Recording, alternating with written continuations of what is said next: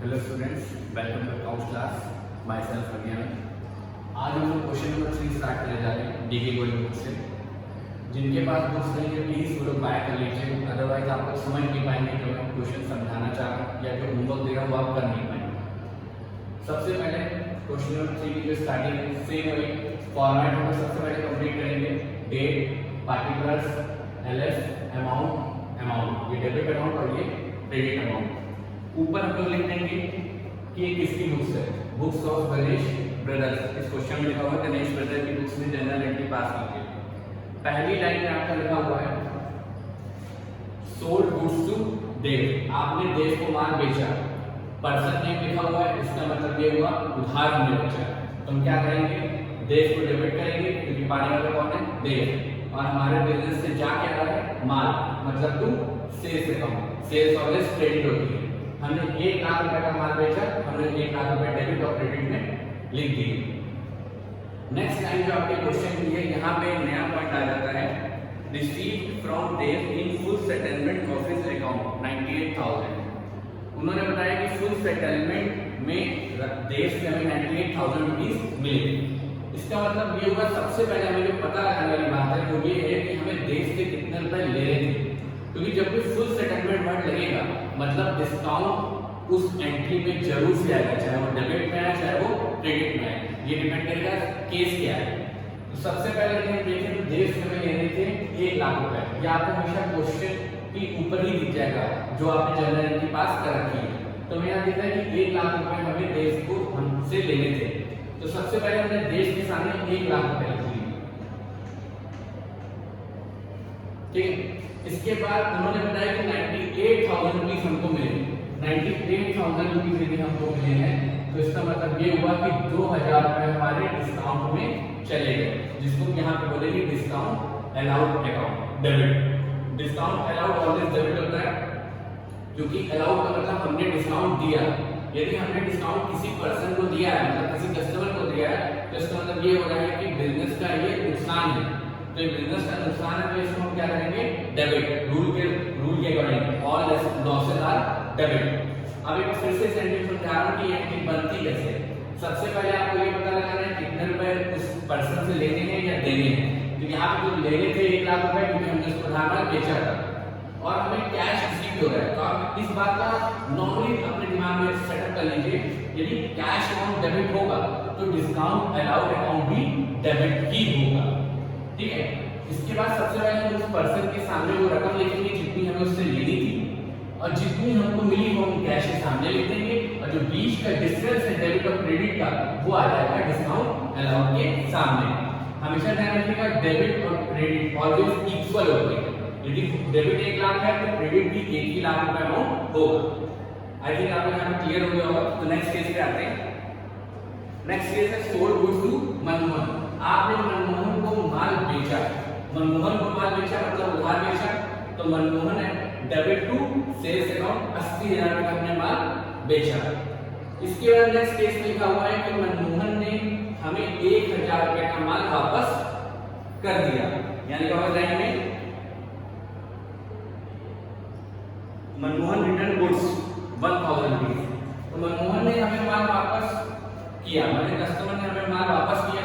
तो मैंने आपको पहले फॉर्मेट समझाया था गुड्स वाला चार्ट में, जिसमें कहा कि गुड्स जब हम बेचते हैं और उसके बाद वो रिटर्न आ जाता है तो हम उसको क्या बोलते हैं, सेल्स रिटर्न। या आप यही समझ सकते हैं, यहाँ पे हमने मनमोहन को माल बेचा था तो इसका मतलब हुआ कि वो हमें वापस माल करेगा, तो हमसे क्या बोलेंगे, sales return. Sales return always debit होता है और देने वाला कौन है, मनमोहन। तो टू मनमोहन 1,000 रुपए का माल उसने वापस कर दिया। नेक्स्ट केस, यहाँ से आपको ध्यान से समझना होगा नेक्स्ट केस को।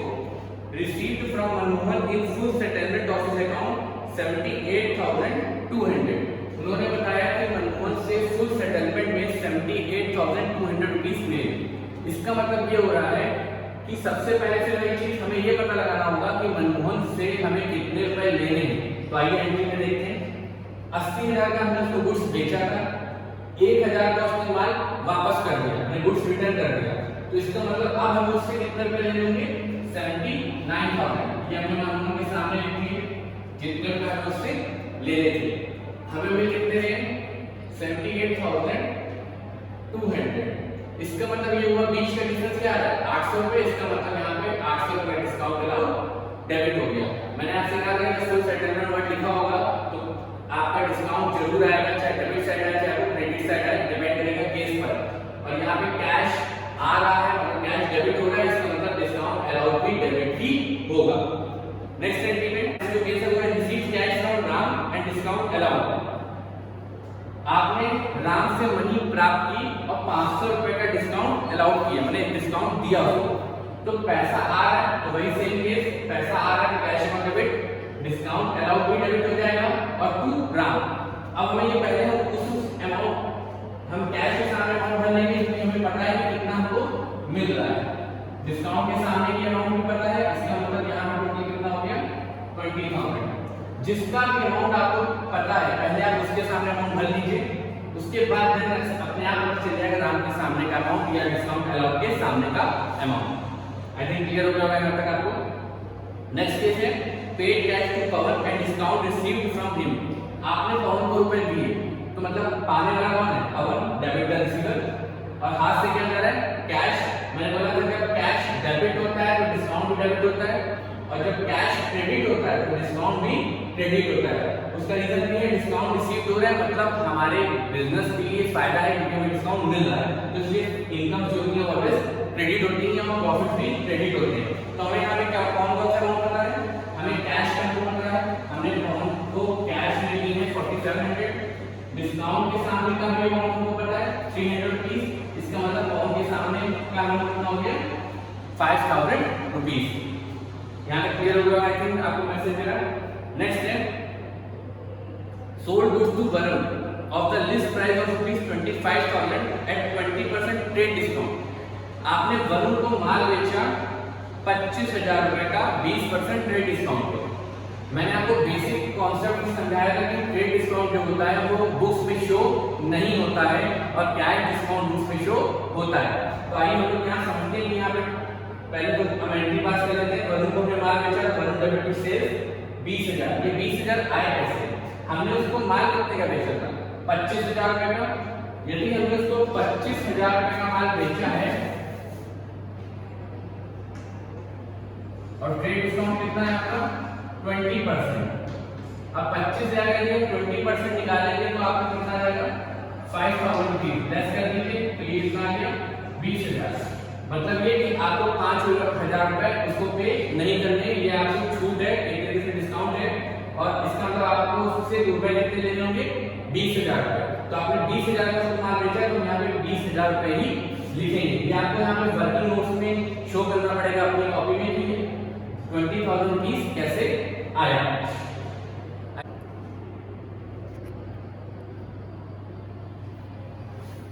हेलो स्टूडेंट्स, अब हम लोग क्वेश्चन नंबर 4 समझेंगे डीके क्वेश्चन बुक से। मैं आपको पहले बता देता हूँ इस क्वेश्चन में मैंने नरेशन नहीं लिखी है कहीं पे भी, क्योंकि नरेशन सब मुझे लगता है आपको बनानी आ रही होगी किस तरह नरेशन लिखी जाती है, तो इसके लिए हम टाइम वेस्ट नहीं करेंगे नरेशन में। नरेशन आप खुद से लिख लीजिएगा और हम क्वेश्चन में स्टार्ट करते हैं। सबसे जो पहला आपको दे रखा है business comments business with cash. आपने बिजनेस स्टार्ट किया 50,000 रुपए से। बिजनेस स्टार्ट किया मतलब आपकी एंट्री क्या होती है, पैसा बिजनेस के अंदर आया, cash amount to capital 50,000 rupees. Next है आपका परचेज गुड्स फ्रॉम सुभाष। आपने सुभाष से 20,000 रुपए का माल खरीदा, पर्सन नेम गिवन है, इसका मतलब हमने उधार खरीदा, तो purchase amount debit to Subhash, purchase always debit होगा।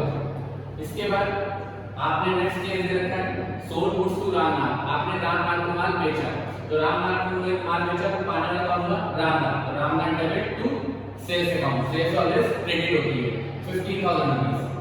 नेक्स्ट है Ramnath return defective goods. Ramnath को कस्टमर को हमारे गुड्स पसंद नहीं आया, उसने माल वापस किया हमको, तो इसकी एंट्री क्या होगी sales return account debit to Ramnath 1,000 rupees. Next आपका जो केस है receive cash from Ramnath and discount allowed. मैंने आपको लास्ट वीडियो में समझाया था जब कैश आपको मिलता है तो इसका मतलब ये हुआ कि डिस्काउंट अलाउड ऑलवेज क्या हो जाएगा डेबिट, कैश डेबिट होगा तो डिस्काउंट अलाउड भी डेबिट होगा। अब यहाँ पर देखते हैं हमें क्या अमाउंट पता है, हाँ हमको यहाँ पे अमाउंट पता है, कैश के सामने अमाउंट जो हमें कैश मिल रहा है 13,800 और डिस्काउंट अलाउड का भी अमाउंट हमको पता है, तो इसका मतलब रामनाथ के सामने कितना आ गया 14,000, दोनों को जोड़ के रामनाथ के सामने लिख दिया। और ये पहले से पता लगाते हैं कि रामनाथ से कितने रुपए लेने हैं, तो ऊपर देखेंगे रामनाथ से तो हमने माल बेचा था 15,000 का, उसने 1,000 का माल वापस किया है, तो 15 में से गए 14,000 रुपीस उससे लेने थे। नेक्स्ट आपकी है, आपने नेक्स्ट है Gopal sold goods to us. ध्यान समझिएगा, सोल्ड लिखा है मतलब हमने उसको नहीं बेचा, उस लाइन का मतलब ये है Gopal sold goods to us, उसने हमको बेचा, तो उसने हमको बेचा, इसका मतलब हमने गुड्स को परचेज किया, तो purchase amount debit to Gopal होगी एंट्री 10,000 रुपए से। इसके अंदर से गोपाल को आपने फुल सेटलमेंट डेट रुपए पे किए 5% डिडक्शन के बाद। मैंने बोला था जब भी फुल सेटलमेंट की बात आएगी तो मतलब डिस्काउंट या तो डेबिट होगा या तो क्रेडिट होगा, डिपेंड करेगा ट्रांजैक्शन के ऊपर। तो यहाँ पर गोपाल को ऊपर दे रहे हैं, इसका मतलब ये हुआ कि डिस्काउंट हमको मिलेगा और हमारे बिजनेस के लिए क्या होगा प्रॉफिट। तो गोपाल डेबिट कैश क्रेडिट क्योंकि पैसा जा रहा है और डिस्काउंट रिसीव हमारी इनकम है इसलिए क्रेडिट हुआ। और वैसे मैंने बताया यदि कैश क्रेडिट होगा तो डिस्काउंट भी क्रेडिट होगा। तो सबसे पहले पता लगाते हैं गोपाल से कितने रुपए गोपाल को देने थे, गोपाल को हमें रुपए देने थे 10,000 रुपए। तो आइए बात की ओर से देखते हैं 10,000 रुपए देने थे 5% डिस्काउंट के बाद, 5% डिस्काउंट निकाल लिया तो इसका मतलब हमें उसे पे कितने करने होंगे 9,500 रुपीस। तो हमें 9,500 रुपए पे करने हैं, हमने यहाँ लिखा 500 रुपए का डिस्काउंट लिखा और 10,000 रुपए उसके सामने लिखे क्योंकि हमें उसको देने थे 10,000 रुपए। आई थिंक आपको यहाँ तक का मैसेज क्लियर हो गया होगा। तो नेक्स्ट केस पे आते हैं। नेक्स्ट केस है पेड रेंट। आपने रेंट पे किया, सिर्फ ये रेंट नहीं रखा है, इसका मतलब कि ऑफिस रेंट है। ऑफिस रेंट बिजनेस का एक्सपेंस होता है, expenses are debit, rent account debit to cash amount 10,000 rupees. इसके बाद है paid rent of Harishankar residence. Harishankar residence की बात आ रही है। हरिशंकर यहाँ हरिशंकर है कौन? ओनर, हमारे बिजनेस का प्रोप्राइटर। और प्रोप्राइटर के पर्सनल खर्चों को क्या बोलते हैं ड्राइंग। तो यहाँ पर हम ड्राइंग सर्व करेंगे ना कि रेंट, क्योंकि ये रेंट ऑफिस का नहीं है, मतलब बिजनेस का नहीं है, ये किसका है बिजनेसमैन का पर्सनल एक्सपेंस है। तो ड्राइंग से मतलब कैश अकाउंट। नेक्स्ट केस है आपका purchase goods for cash from Govind. For cash लिखा मतलब आपने गोविंद से नगद माल खरीदा 6,000 का, वो भी कितने परसेंट डिस्काउंट पे 20% ट्रेड डिस्काउंट पे। ट्रेड डिस्काउंट कभी भी हम शो बुक्स में नहीं करते हैं, हम डायरेक्टली लेस करके अमाउंट लिखते हैं। तो मतलब ये यहाँ पे 4800 कैसे आया 6,000 रुपए का माल था, आपका 1,200 रुपए का ट्रेड डिस्काउंट लग गया होगा क्योंकि ट्रेड डिस्काउंट का परसेंट कितना है आपका 20%। तो इसका मतलब हमें उसे देने के लिए कितने होंगे 4,800। तो purchase this account debit to cash account, आपने नया माल खरीदा। इसके नेक्स्ट है purchase goods from Govind for 10,000 at 20% trade discount. आपने परचेज किया है गोविंद से 10,000 का माल 20% ट्रेड डिस्काउंट पे। तो देखिए 10,000 रुपए का यदि हम ट्रेड डिस्काउंट निकालेंगे तो कितना आ जाएगा 20%, 2,000 आएगा। ट्रेड डिस्काउंट पे आपका 20%, तो इसका हमें उसको देने कितने 8,000 रुपए, मतलब हमने इससे 8,000 का माल खरीदा है। यहाँ पे कहीं कैश नहीं कर रहे, इसलिए purchase account debit to Govind होगा। इसके बाद नेक्स्ट है आपका paid to Govind 7,850 in full settlement of this account. यहाँ पे फिर से बात आ गई फुल सेटलमेंट लिखा हुआ है तो इसका डिस्काउंट आएगा और हम पे कर रहे हैं। तो लॉजिकली समझिए जब हम किसी को अमाउंट पे करते हैं मतलब डिस्काउंट हमको मिलता है, हमारे बिजनेस को मिलता है, मतलब हमारे बिजनेस के लिए क्या हुई इनकम, इनकम ऑलवेज क्रेडिट। और वैसे भी समझ लीजिए लॉजिकली यदि कैश क्रेडिट होगा तो डिस्काउंट भी क्रेडिट ही होगा। तो सबसे पहले हमें पता लगाना होगा कि गोविंद के सामने अमाउंट कैसे लेके आए कि गोविंद को दे कितने। तो आइए ऊपर ट्रांजैक्शन देखते हैं। तो गोविंद में ऊपर हमें यहाँ देना है लीजिएगा कि गोविंद से हमने 8,000 का माल खरीदा, तो हमने गोविंद के सामने कितना दिया 8,000, क्योंकि हमें उसको देने भी कितने 8,000 रुपए ही देने हैं और हमने उसे दिए कितने बुक में 700 लिखा होगा 7,850 रुपीस पे किए। तो अब जरा बीच का डिस्टेंस यदि देखिए तो डिस्काउंट की रकम कितनी आ जाएगी 150 रुपीस। आई थिंक यहाँ तक आपको क्लियर हो गया होगा। नेक्स्ट केस पे आते हैं। नेक्स्ट केस दे रखा है paid to Subhash 4,750 discount receive 250। अब यहाँ पे आपको क्या है कि सुभाष को हमने पेमेंट की है और डिस्काउंट मिला है, तो डिस्काउंट मिला है तो हमारे बिजनेस में इनकम हुई, तो हमने क्रेडिट कर दिया और कैश को भी क्रेडिट किया क्योंकि पैसा बिजनेस से जा रहा है और पाने वाला कौन है? सुभाष को हमने डेबिट किया। अब सुभाष के सामने की रकम हमको नहीं पता, लेकिन हमको किसके सामने की रकम पता है? यहाँ पे कैश के सामने की, कैश के सामने की रकम कितनी है? 4750 और डिस्काउंट के सामने की रकम है 250, तो दोनों को जोड़ दें तो इसका पता चलता है कि सुभाष के सामने का अमाउंट कितना आएगा? 5000 रुपीस। अब आपको समझ में आ गया होगा कि अमाउंट हम कैसे पुटअप करते हैं।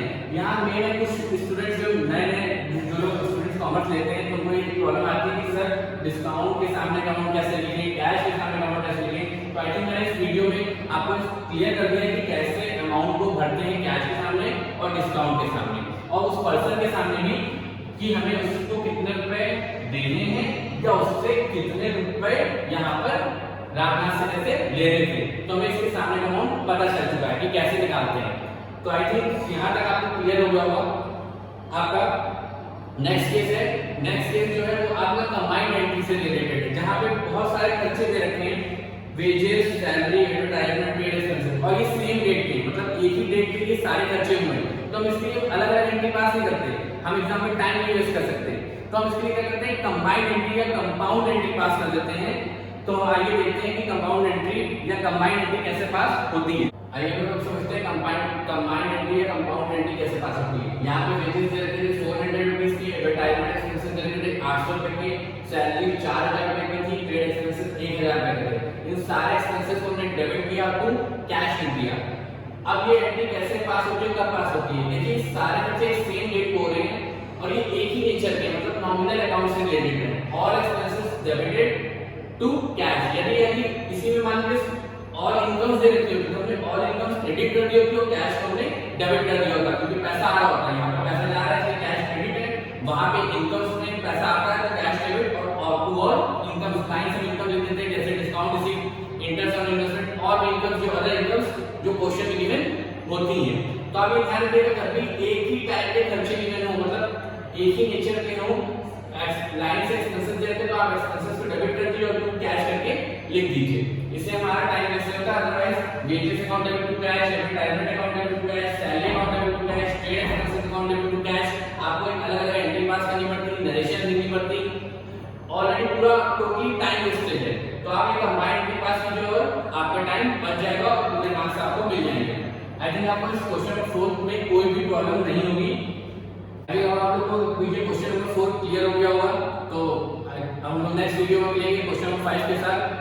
सो आप लोग पहले इतना अच्छे से पढ़ लीजिएगा, इसमें कोई भी डाउट हो तो आप मुझे कॉल करके या मैसेज करके पूछ सकते हैं। आज के लिए बस इतना ही, थैंक यू।